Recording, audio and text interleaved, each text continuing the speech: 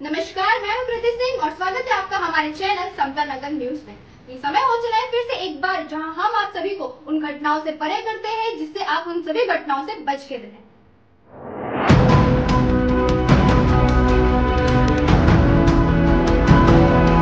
ये खबर आ रही है सप्तश्रृंगी सोसाइटी से, जहां कुत्ते के 5 नन्हे पिल्लों को जहर देके मार दिया गया है। 59 साल की महिला के कुत्ते के 5 नन्हे पिल्लों को जहर देके मारने के आरोप में 35 साल के अज्ञात व्यक्ति के खिलाफ केस दर्ज किया गया।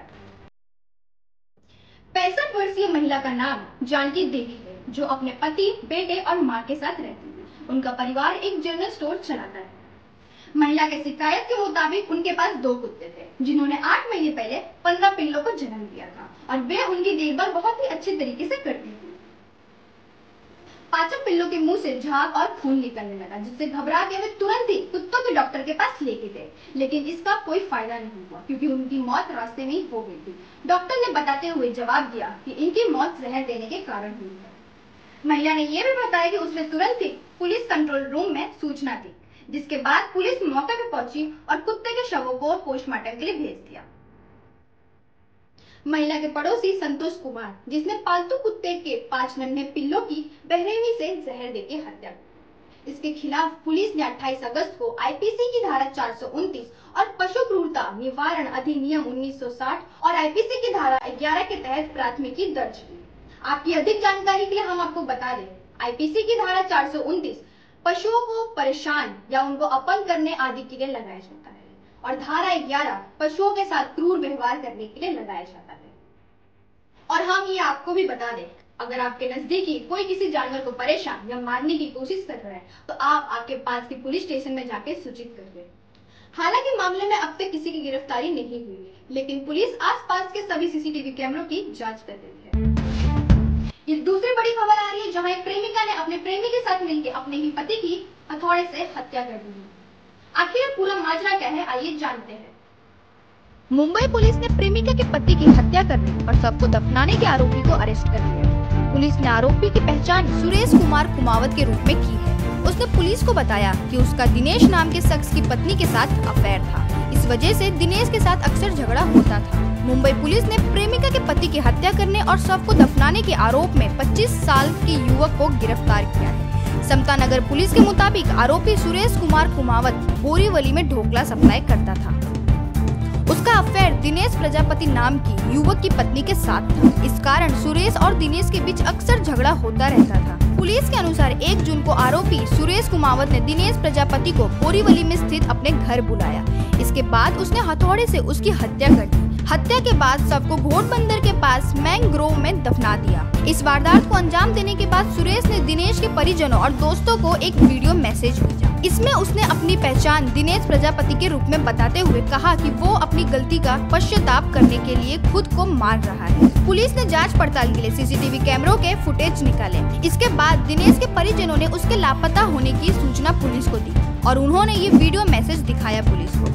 पुलिस ने 2 जून को मामला दर्ज कर जांच के लिए 5 टीमों को गठन किया। और हम आपको ये बता दें कि दिनेश की आखिरी मोबाइल लोकेशन का पता लगा लिया गया है। साथ ही उस युवक का पता लगाया जिसने उसके साथ आखिरी में बात की। लोकेशन के आधार पर एरिया के सीसीटीवी कैमरे चेक किए गए। बोरी में शव को भरकर स्कूटर से निकाला था आरोपी। पुलिस को जांच में पता चला कि दिनेश बोरीवली पूर्व ईस्ट के राजेंद्र नगर में स्थित एक घर में घुसा था और फिर बाहर नहीं आया। सीसीटीवी में देखा गया कि एक युवक स्कूटर पर सफेद बोरी लाद कर घर से निकल रहा है। काशीमीरा पुलिस की मदद से समता नगर पुलिस ने दिनेश के शव को बरामद कर लिया है और शव को पोस्टमार्टम करने के लिए भेजा गया। शादी के बाद भी दोनों का जारी था अफेयर। जैसे कि मैंने आपको पहले बताया, पुलिस ने इस मामले में आरोपी की पहचान सुरेश कुमावत के रूप में की। उसने पुलिस को बताया है कि उसका दिनेश प्रजापति की पत्नी के साथ अफेयर था। पुलिस के सामने सुरेश कुमावत ने अपना जुर्म कबूल किया। उसने पुलिस को बताया कि दिनेश को अपनी पत्नी के अफेयर के बारे में पता चल गया था। इसके कारण अक्सर उसके झगड़े होते रहते थे। 1 जून को भी दिनेश और सुरेश के बीच में झगड़ा हुआ था, जिसके बाद सुरेश ने दिनेश की हथौड़े से हत्या कर शव को दफना दिया।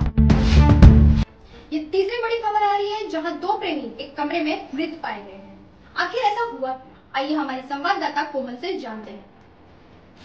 नमस्कार। एक सूत्र से खबर आई है कि एक लड़का और लड़की दोनों मृत पाए गए हैं।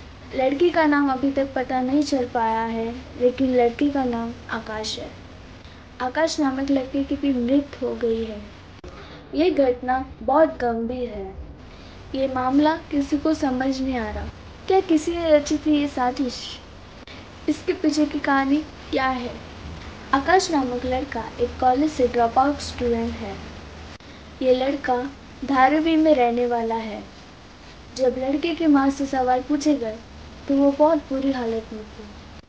वो सही होश में नहीं थी और कुछ जवाब नहीं दे पा रहे थे। लड़की के पिता ने जब लड़की लापता हुई तो उन्होंने तुरंत क्षमता नगर कांदीवली ईस्ट पुलिस थाने में FIR दर्ज करवाई। जब लड़के की छानबीन की गई तो पता लगा कि वो किसी के यहाँ नौकरी करता था और लड़की सिर्फ 10वीं कक्षा की थी।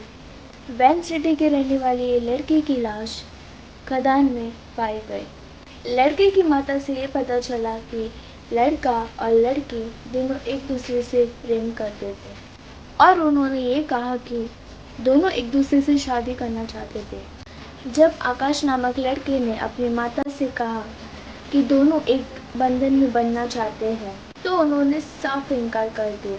लड़की नाबालिग थी पर उस लड़के से ये बात सह नहीं गई और उसने उस लड़की को सारी बात बताई। बात बताने के बाद दोनों यह निर्णय पे पहुंचे कि दोनों ने खुदकुशी कर ली और अपनी जान ले ली।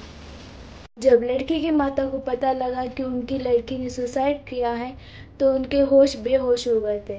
लाश का पता लगते ही पुलिस ने तुरंत दोनों के माता पिता को हॉस्पिटल में बुलाया गया।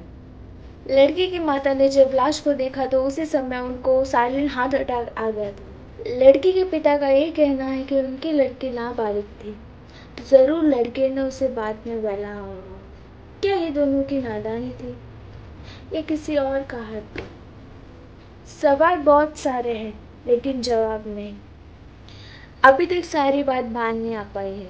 कार्रवाई से पता लग रहा है कि ये केस कोर्ट तक जाएगा। पुलिस की कार्रवाई जारी है और आगे की जानकारी के लिए बने रहें। आज के लिए बस इतना ही। उम्मीद है हमने आप सभी को उन सभी घटनाओं से बचाया जिससे आप सतर्क और बच गए। मैं कृति सिंह अलविदा लेती हूँ। कल फिर मुलाकात होगी ऐसी कई सनसनी खबरों के साथ। तब तक के लिए अपना ध्यान रखें।